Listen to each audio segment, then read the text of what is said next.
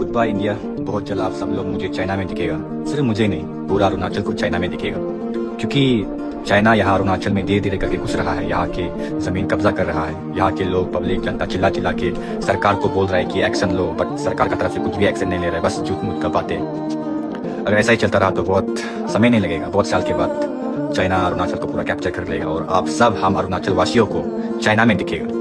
I am pretty sure कि आप लोगों ने इस बंदे का वीडियो देखा होगा जिसमें अरुणाचल का लड़का क्लेम कर रहा है कि गुड बाय इंडिया और चाइना धीरे धीरे इंडिया में घुस रहा है।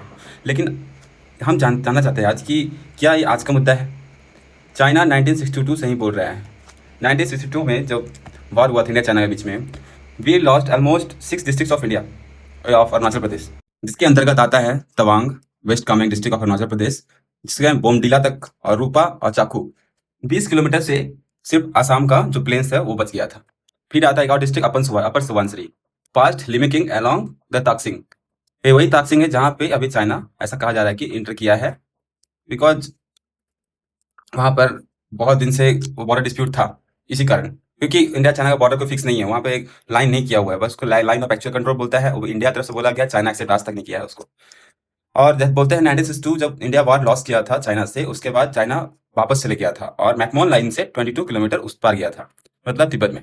और चाइना जो है उस पार्ट को, जो आज अरुणाचल प्रदेश है, उसको साउथ तिब्बत का एक पार्ट मानता है, हिस्सा मानता है। इसलिए वो क्लेम करता है कि ये जो है एरिया ये तिब्बत का है, तो हम लोग का भी है, बिकॉज तिब्बत एक ऑटोनोमस स्टेट था जो चाइना का है, जिसका ऊपर चाइना ने 1950 में कब्जा कर लिया था। एक और डिस्ट्रिक्ट आता है सियोमी डिस्ट्रिक्ट, इसके अंदर में फेमस टूरिस्ट साइट मेचुका आता है, मनीकॉन्ग, टाटो। ये सारे एरिया में हमारे भारतीय सेना तैनात है अच्छी खासी नंबर्स में, और इसी कारण इस एरिया तो बिल्कुल सेफ है। फिर आता है अपर सियांग डिस्ट्रिक्ट, जिसमें जहाँ आता है गेलिंग एंड टूटिंग, ये 2 एरिया आता है अपर सियांग डिस्ट्रिक्ट में। फिर आता है अंजाव डिस्ट्रिक्ट, आप लोगों ने नाम सुना होगा डोंग वैली का, वही डोंग वैली भी उसी जगह पे है। यहाँ पर भी वो लोग वालोंग नाम की जगह पे वो लोग जीते थे वहां तक। लेकिन बात सिर्फ इतना नहीं था, बात अगर जीत ही गए तो उस वक्त तो फिर वापस क्यों गए थे? वापस जाने का बहुत सारा कारण था। सबसे पहला कारण था कि चाइना जितने अंदर घुस चुके थे उन लोगों के पास रिसोर्सेज का कमी हो चुका था, बिकॉज एम्यूनिशन और उनके सब खत्म हो रहे थे। दूसरा, खाने पीने का सामान पहुंच नहीं पा रहा था, लॉजिस्टिक का सपोर्ट नहीं मिल पा रहा था। फिर दूसरा बात हो गया कि ठंड आने वाली थी, तो बर्फ पड़ता उस एरिया में, बर्फ पड़ने के कारण नवंबर का मंथ हो चुका था। इसी कारण चाइना का एक और रीजन था वापस जाने का। और फिर बोलते हैं उस वक्त एक और रीजन था कि ग्लोबल पावर का जो उसका ऊपर प्रेशर आता, जिसके कारण वो नहीं चाहता था कि उसका ऊपर दबाव पड़े, इसी कारण एक पीछे बैक स्टेप लिया। और चौथा था लैक ऑफ लोकल सपोर्ट। उस वक्त जो तवांग और वेस्ट कामेंग या फिर जितना भी बॉर्डर डिस्ट्रिक्ट वाला एरिया है, जैसे मैंने आपको बताया मेचुका हो गया, मनीकॉन्ग है, उस एरिया में ज्यादातर जो ट्राइबल्स रहते हैं वो रहते हैं आपका मोनपा ट्राइब के लोग, जो कि एक तरह से बुद्धिस्ट है वहाँ के, अरुणाचल प्रदेश के। तो वहाँ के जो मोनपा ट्राइब्स थे उन लोग को बहुत बनाया गया था पीपल्स लिबरेशन आर्मी की तरफ से, पीएलए चाइना की तरफ से। लेकिन वहाँ के लोग उस वक्त कन्विंस नहीं हुए थे उनसे, because they were very honest with India and they wanted to live with India.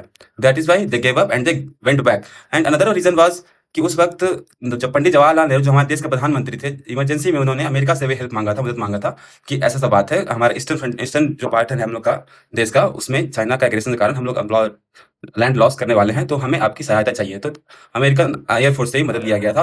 उस वक्त तो अमेरिका के जो राष्ट्रपति है जॉन एफ कैनेडी, उन्होंने भी इसका ये किया था कि हाँ आपको सपोर्ट करेंगे, लेकिन इसका सपोर्ट आप अपना राइवल से पाकिस्तान से खिलाफ नहीं करोगे, इंश्योर करने को कहा था। फिर बाद में वो मान गए थे सीएफ कैनेडी और हमारे देश का सपोर्ट करने के लिए अपना हथियार भेजे थे। एक और रीजन था कि चाइना वापस चल गया था अरुणाचल से। लेकिन बात करेंगे कि चाइना बार बार ये डिस्टर्बेंस करता क्यों है। बिकॉज देखिए, हम मानते हैं जिस लैंड को अगर हम लोग जीतेंगे, क्या कोई, जैसे अमेरिका किसी लैंड को कैप्चर करता है तो क्या उसको कभी छोड़ेगा? नहीं छोड़ेगा। रसिया जिस लैंड को कैप्चर करेगा या किया है आज तक, उस लैंड को कभी छोड़ा है? नहीं छोड़ेगा। जो भी सुपर पावर्स होते हैं, बड़े बड़े देश होते हैं, पावरफुल देश, वो लैंड कैप्चर करने उस जगह से पीछे नहीं हटते हैं। यहाँ तक कि पाकिस्तान जब लैंड कैप्चर किया पीओके वाला एरिया, क्या वो छोड़ दिया? नहीं छोड़ा। बट चाइना ने उस एरिया को छोड़ दिया था, लेकिन अक्साई चीन को नहीं छोड़ा था। चाइना ने करीब करीब उस वक्त 20,000 किलोमीटर स्क्वायर जो अरुणाचल का एरिया था, उसको वहां तक अपने मिलिट्री को सक्सेसफुली रीच कर चुका था और जीत चुका था। और 38,000 स्क्वायर किलोमीटर करीब अक्साई चीन को, जिसे उसने अपने आप पास रख लिया उस वक्त, जो कि आज तक हम क्लेम करते हैं, लेकिन हमारे अंडर में नहीं है वो। चाइना बार बार अरुणाचल में आज ये क्लेम क्यों करता है, उसका एक मेन रीजन है बिकॉज चाइना के पास फ्रेश वाटर का कमी है और अरुणाचल में एबंडेंस ऑफ फ्रेश वाटर है। बिकॉज यहाँ का जो सीजन है वो ज्यादातर साल भर मानसून रहता है और बारिश होते ही रहता है रेगुलर। ये एक रीजन है कि चाइना चाहता है अरुणाचल को वापस पाना या कब्जा करना उस पर, बिकॉज अरुणाचल में बहुत पानी, बहुत सारी नदियां हैं। चाहे आपका सियोम हो गया उसका योमगो हो गया, तिरांग, दिवांग, सुबनसिरी, लोहित, ऐसे कितनी नदियां हैं। ब्रह्मपुत्र का ज्यादातर पानी हमारे देश से ही निकलता है, अरुणाचल से ही बहता हुआ ये स्रोत है। इसी कारण चाइना इतना एग्रेसिव है अभी अरुणाचल को लेकर के। बाकी आपकी क्या राय है, आप कमेंट करके जरूर बताएं अपना।